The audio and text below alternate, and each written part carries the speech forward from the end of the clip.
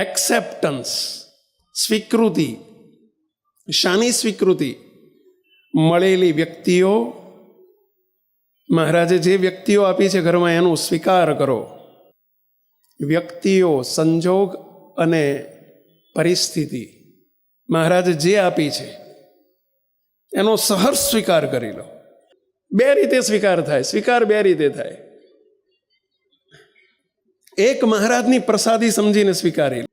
કોઈ તમારું સિલેક્શન નથી. તમારા ઘરમાં આવેલી તમામ વ્યક્તિઓ ગિફ્ટ બાય મહારાજ.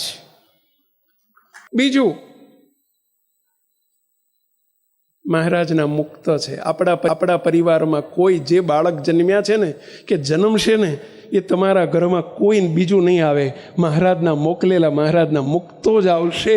એવી મહારાજને અમે રાત દાડો પ્રાર્થના કરીએ છીએ અને મુક્તો જ આવે છે. બાળક જન્મ્યા જેવા છે એવા હોનાના છે, મહારાજના મુક્તો છે.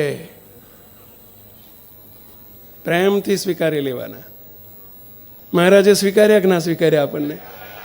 એમણે આપણને જેવા હતા તેવા સ્વીકાર્યા, પછી આપણે કેમ ના સ્વીકારી શકીએ? પેલા મહારાજે સ્વીકાર કરતા શીખો.